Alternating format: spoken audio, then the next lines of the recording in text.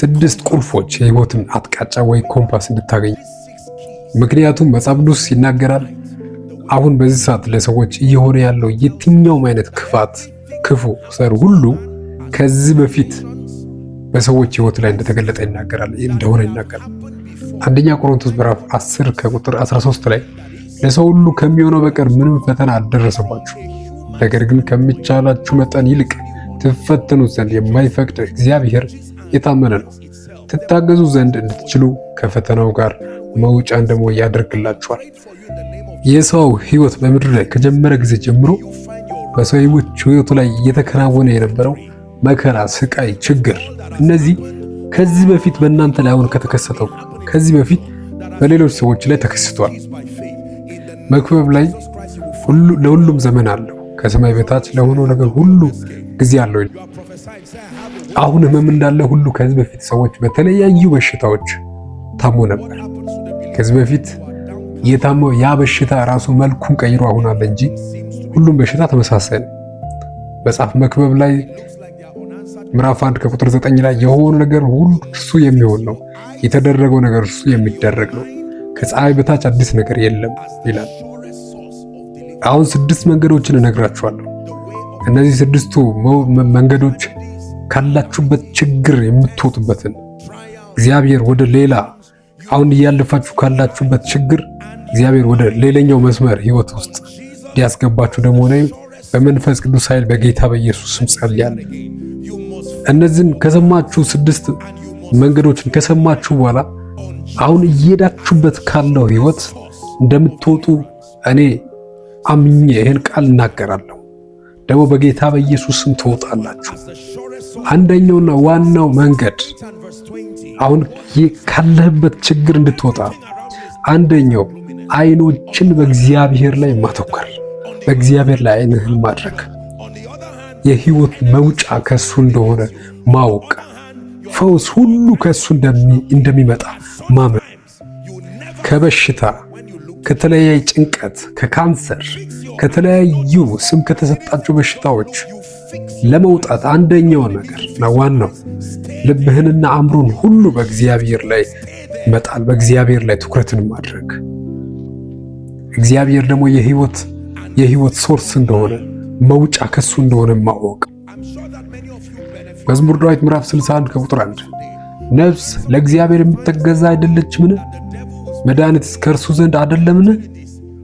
መድኃኒትም ከእርሱ ዘንድ ናትና። የእናንተ መድኃኒት ለማችሁ እናንተ መድኃኒት አድርጋችሁ ተስፋ አድርጋችሁ የምታዩት ነገር ከእግዚአብሔር ውጭ ከሆነ እኔ እውነት እነግራችኋለሁ ከዛ ጨለማ ውስጥ መውጣት አትችሉም። ነገር ግን አይንህና ልብህን አእምሮን በእግዚአብሔር ላይ ትኩረት አድርገህ መጠበቅ አለብህ። መዝሙር ዳዊት ምዕራፍ 68 ከቁጥር 20 አምላካችንስ የደህንነት አምላክ ነው፣ ከሞት መውጣትም ከእግዚአብሔር ነው።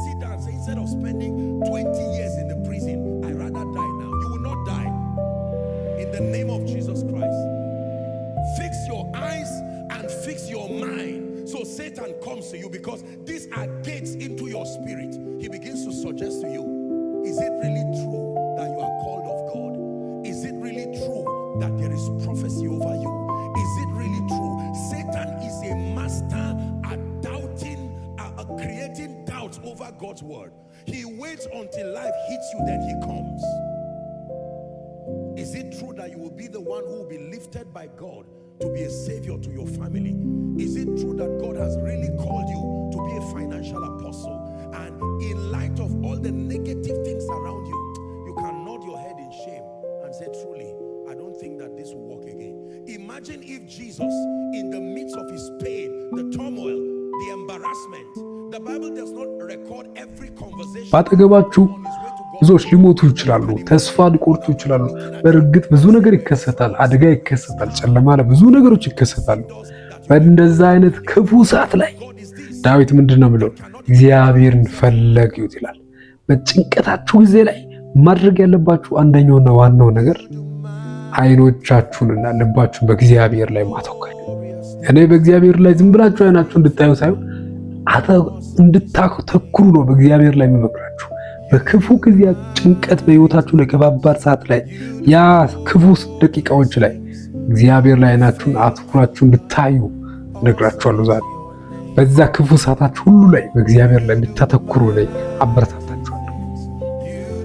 እኔ አንድ ነገር ግን ላሳስባችሁ ፈልጋለሁ። በዛው ክፉ ሰዓታችሁ ላይ በጣም በህይወታችሁ አስቸጋሪ ሁኔታ ውስጥ እያለፋችሁበት በዛን ሰዓት ላይ በጣም እንድትጠነቀቁ ነው የምነግራችሁ ነገር። ሰይጣን በእግዚአብሔር ያለው እምነታችሁን እንዳይመታ በጣም ተጠንቀቁ። መቼም ቢሆን በእግዚአብሔር ላይ ያላችሁን እምነታችሁን እንዳትተው።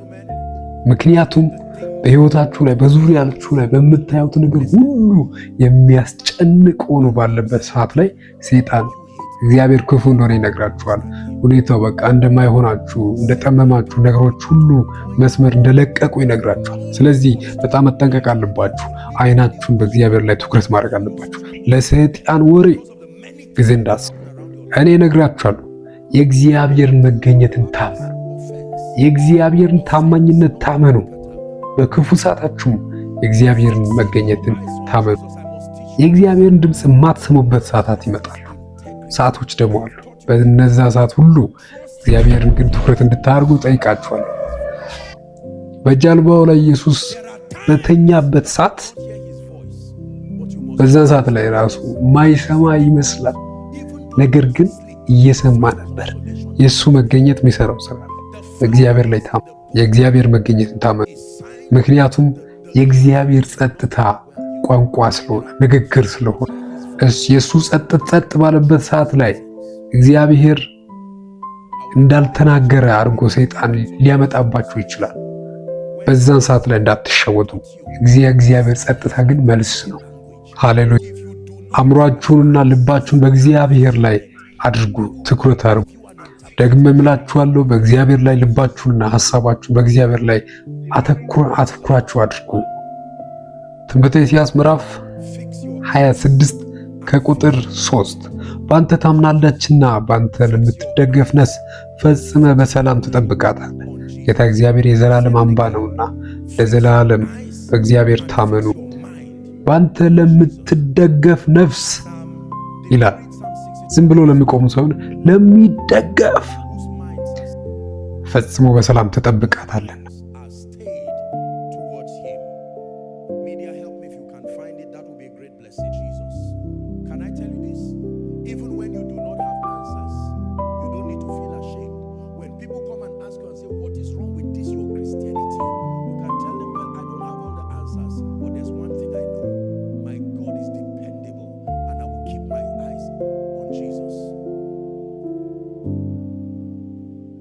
Ministry is going down. Fix your eyes and your mind on Jesus. Your finances going down. Fix your eyes on Jesus. You thought by now the cancer would have gone down. When it started, you were still optimistic. Last you went. ፊታችሁ እንዳያፍር ከፈለጋችሁ አይኖቻችሁን በእግዚአብሔር ላይ አድርጉ። ትኩረታችሁን በእግዚአብሔር ላይ አድርጉ።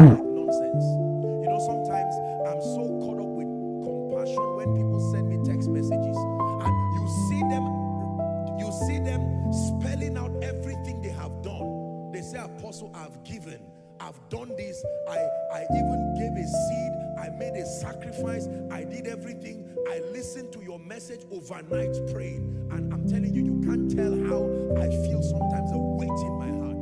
You know that those people trust God.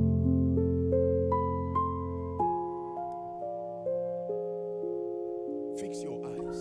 አገልግሎታችሁ እየወደቀ ነው፣ በእግዚአብሔር ላይ ትኩረታችሁን አድርጉ። ቢዝነሳችሁ እየወደቀ ነው፣ በእግዚአብሔር